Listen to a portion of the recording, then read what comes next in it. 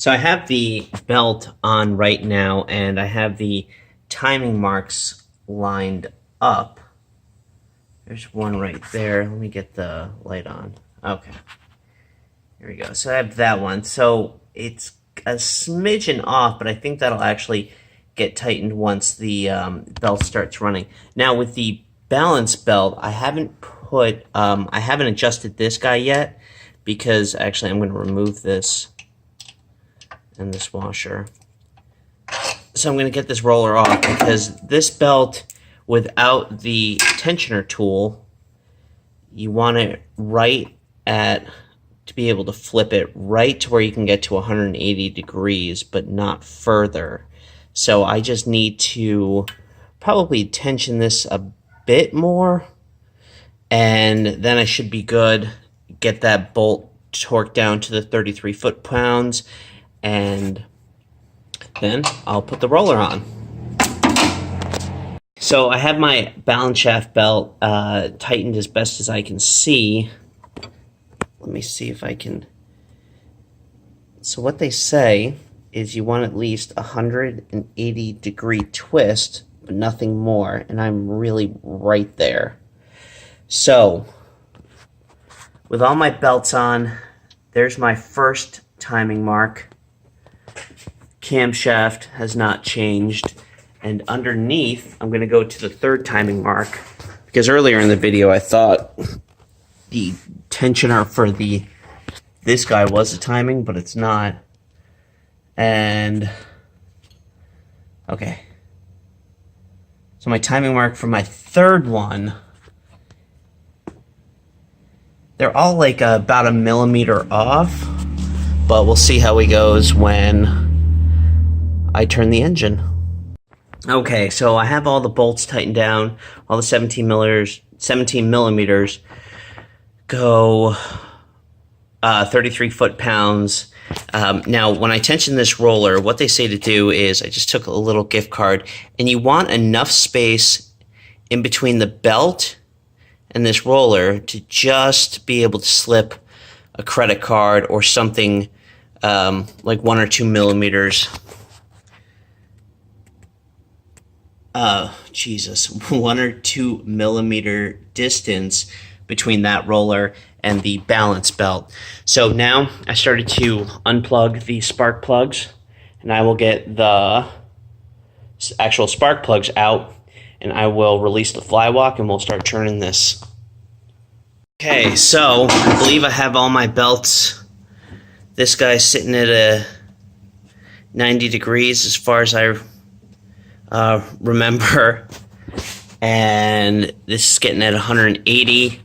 I have removed all the spark plugs from the cylinder, and I've just released the flywheel lock. So I'm going to give this a few courtesy turns here, and basically I'm just going to hook it up in here like so,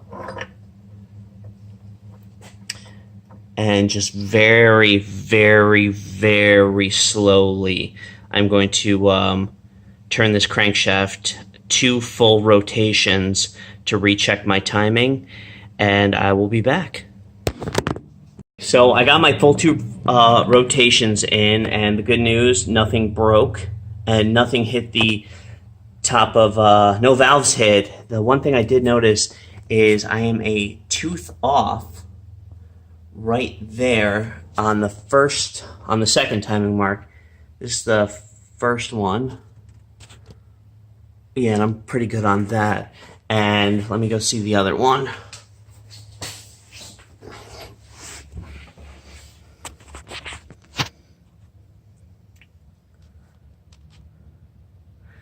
Yeah, and it looks like I'm a tooth off on the bottom one here. So I'll put the flywheel lock back on, adjust those, and return.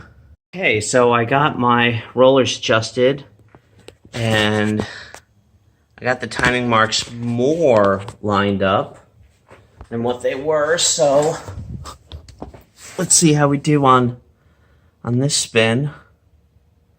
And yeah, it's time to disconnect the flywheel lock again and crank her over. So fast forward a bit, my timing marks are all lined up. There's the top one there. There is the top balance belt one, and here is the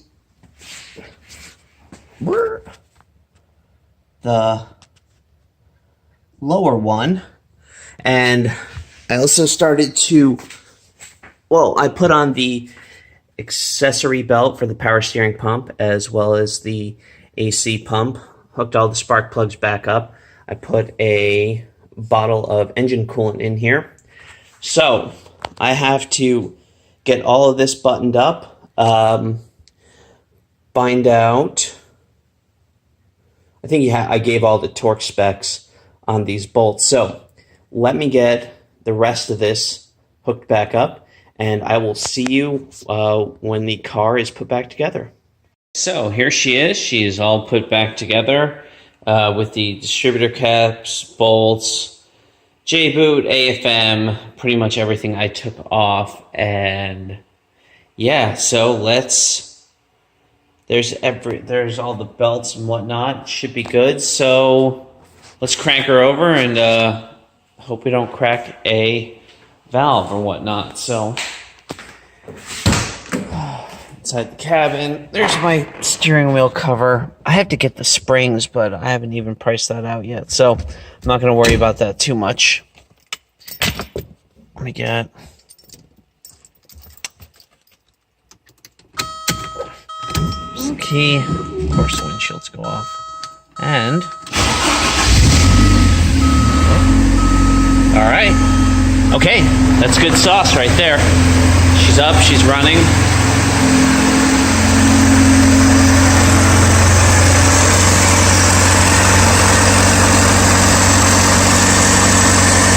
Okay. So, as of,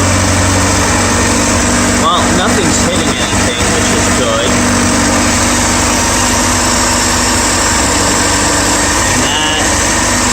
And that roller right there is barely getting touched, which is good.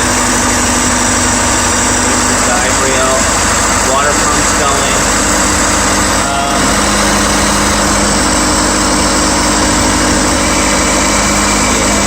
That one is moving. Yeah, it is. Okay. So everything looks like it's moving properly. And looks good.